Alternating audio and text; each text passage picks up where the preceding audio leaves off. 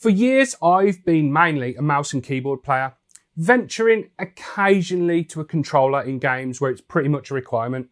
Stuff like Rocket League, FIFA, and an array of racing games over the years. I've stood quietly on the sidelines watching the aim assist argument between mouse and controller players roll on for years. Well, it's about time I dived in and got stuck in to that kind of debate, argument, whatever you want to call it. I want to see if aim assist can make me a better Call of Duty player. And to help me out with that, I've got this, the Envision Pro controller from SCUF, their first controller dedicated to PC gaming.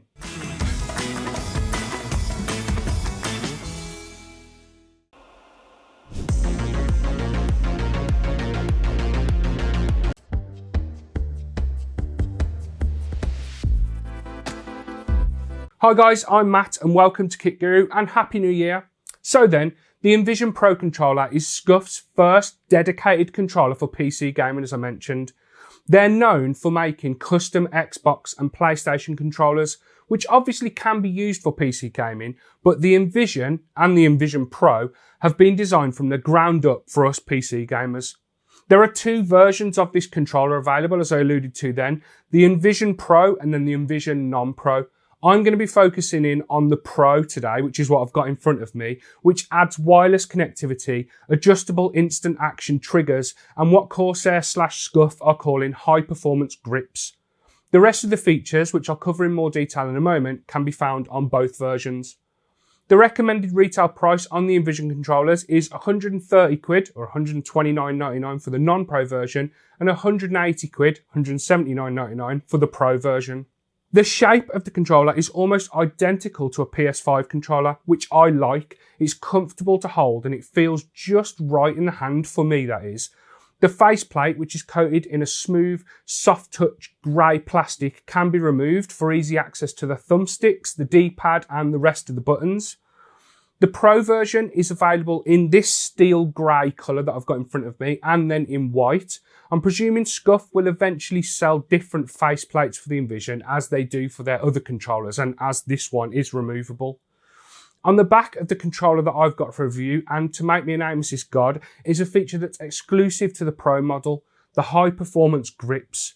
As to whether they're high performance, I guess that depends on who's using the controller, but they do help with not dropping it and keeping a firm grip on it when you're playing games and whatnot.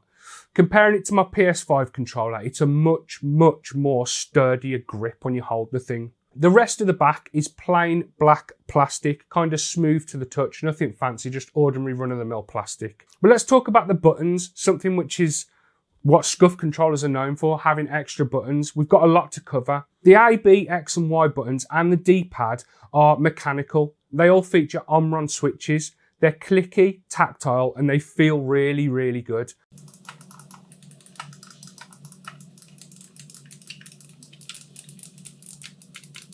Having mechanical switches makes a big difference to a controller. The tactile feedback you get when pressing one of these buttons is actually quite satisfying and you really know that you've pressed it. The analog sticks, they're removable and you get two sets included, a standard height concave set and then a convex set with one of the sticks an extended height, useful for improving aim and making micro adjustments in shooters and stuff like that, something which I have a feeling I'm going to need all the help I can get with. One thing that's disappointing is that this controller, coming back to the price, it's 180 quid and it doesn't have Hall effect analog sticks. So stick drift will eventually be a problem, whether that takes 2 months, whether that takes 2 years, it will happen eventually.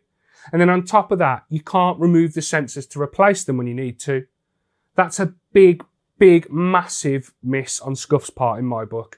You can pick up controllers with Hall effect sensors, which work on magnets instead of physical parts, like the 8BitDo Ultimate Bluetooth controller, for much cheaper than this on places like Amazon and stuff like that. On a more positive note though, the triggers on the Pro controller are amazing. There's no other way of saying it. They're the best I've ever used on any controller. They flare up at the back and have a nice shape to them. But the real killer feature for me was the adjustable action. There's a switch on the back of each trigger which changes them from traditional triggers with a range of motion to instant actuation. So they've got a more mouse-like click. This click is much better when playing FPS titles like Call of Duty. It feels much faster, and I've genuinely felt like I'm reacting a bit quicker with the triggers set up like that, as opposed to having to depress it all the way before it actuates. There's also 5 macro buttons across the bottom edge, which can be remapped to pretty much anything in iCUE. They're also RGB backlit, along with the light strip that sits just underneath them. You can turn that off though if you want to, but everybody knows RGB gives you some more FPS, so stick it all on, light up your house. It's just been Christmas, keep the feeling going.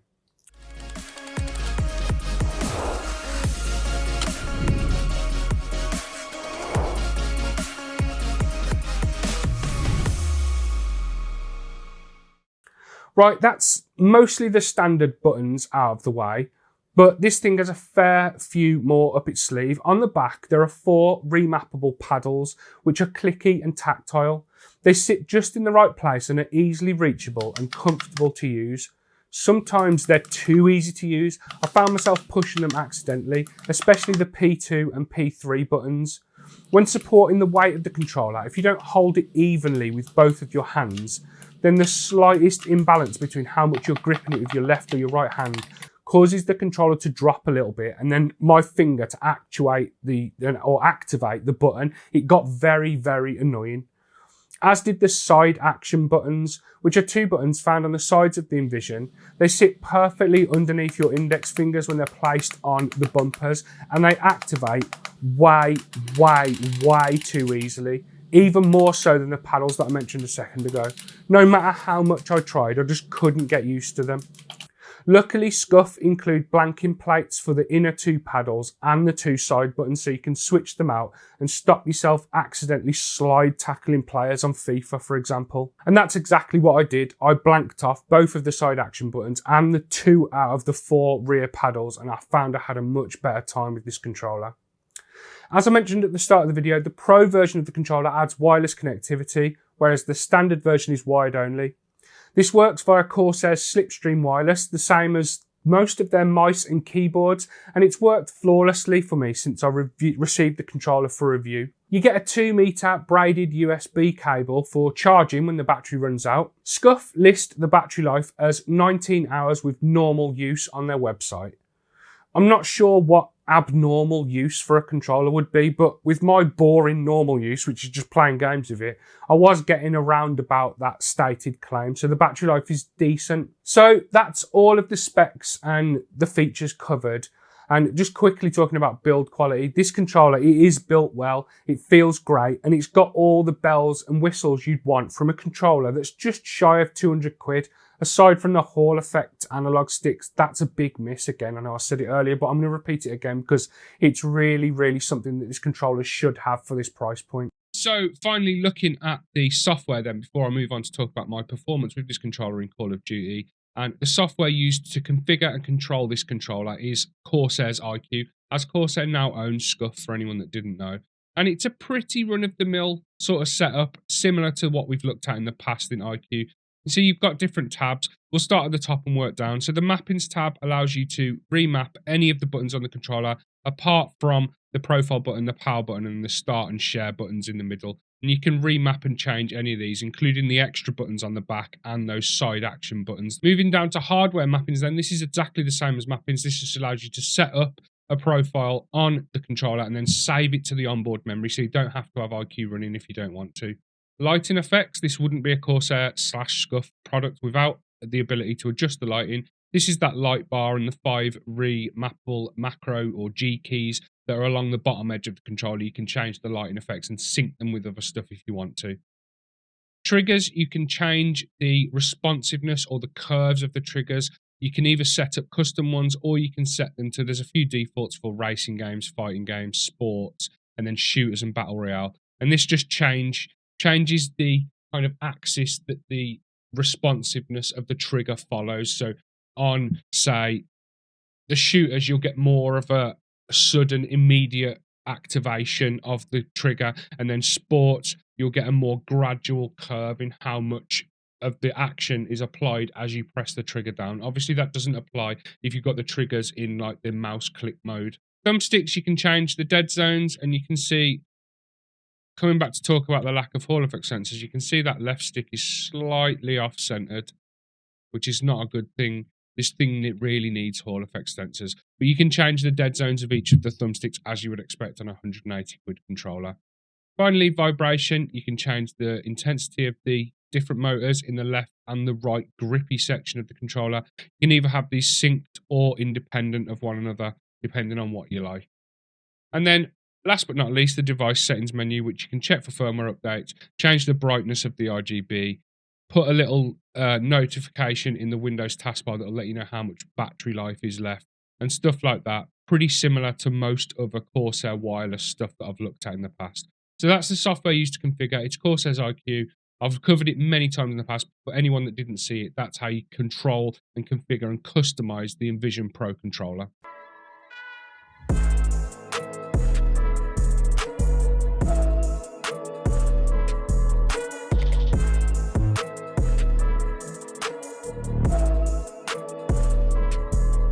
So then, my usage of it, I put it through its paces in Call of Duty, Modern Warfare 3, the latest one, a game that I'm very average at. I have my good games and I have my bad games, but can this controller tip the scales in my favour, and will aim assist help me? After taking some time to get used to changing the habit of a lifetime and playing with a controller, I definitely felt aim assist kicking in. To begin with, I really struggled with the extra paddles and the side buttons, so as I mentioned earlier, I blanked them off and it instantly felt better, and the accidental button presses became a thing of the past. Recoil control and target acquisition were the two areas where I felt the biggest difference when compared to using a mouse and keyboard. I was able to more consistently land consecutive shots on targets at a distance, and when I had a rough idea where a target was, aim assist would help me with snapping onto that target. I found myself beginning to rely on it a little bit, and I was pre-firing more than I would with a mouse and keyboard, and I was hitting targets that I couldn't always see clearly. The medium to long distance gameplay was great. I felt like I could eventually fully transition to controller and actually compete with other more experienced controller players, and that things would only get better the more I practiced, which is the same with any skill, I suppose. That was until I played a few games on the map Shipment, or Shipmas as it was called when I tested this thing over the holidays. A map that's all about close quarters, it's fast paced, it's intense, and it's extremely well suited to players with good movement and really good reaction times. My reaction times are that of a 37-year-old father of 4, and that's coupled with the fact that I've been a mouse and keyboard gamer for 20 plus years. So yeah, it wasn't pretty. My beginner's naivety, coupled with a big helping hand from skill-based matchmaking, quickly faded into a feeling of being totally outgunned. There was a stark difference in my performance on mouse and keyboard on this map when compared to my performance using the Envision Pro. Flicking and tracking feels 1,000 times better with a mouse in my hand to me. Movement feels more fluid to me with a mouse too, but that's not me blaming the controller. This was all on me. I was just more used to it. In conclusion then, the controller is great, even if it is lacking those Hall effect analog sticks. The build quality is good, it feels responsive, it connects reliably, and the battery life is decent. The mechanical buttons feel very satisfying to press, and the triggers are genuinely the best that I've ever used. Having triggers that click like a mouse in an FPS title is game changing. But talking about the experience of using aim assist in a controller, making this video taught me a bit of a lesson.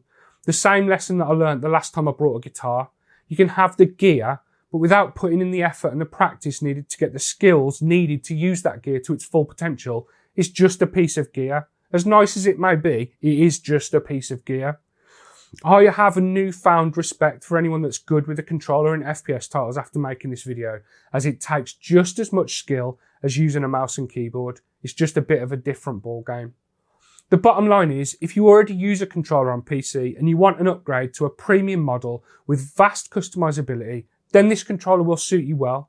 But if you don't use a controller, then this isn't going to make you any better at games. Certainly not straight away. It's going to take hours and hours of practice, just like getting good with a mouse. Anyway guys, that's the end of the video. I hope you enjoyed it. Please leave me a like down below if you did. Don't forget to subscribe to Kit Guru to keep up with the latest PC gaming news and reviews. If you go down to the video's description, you'll find links to our Discord server, our Patreon page, and our website if you want to check any of that out. And if you'd like to pick up any merch, like these hoodies and stuff that you see us wearing, there's links to that stuff below the video. Anyway guys, I've been Matt. This has been the Envision Pro controller from SCUF, their first ever dedicated PC controller. I will speak to you in the next one. Look after yourselves. See you later.